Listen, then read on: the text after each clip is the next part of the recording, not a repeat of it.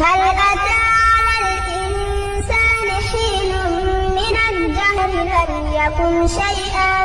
مذكورا إنا خلقنا الإنسان من نطفة أمشاج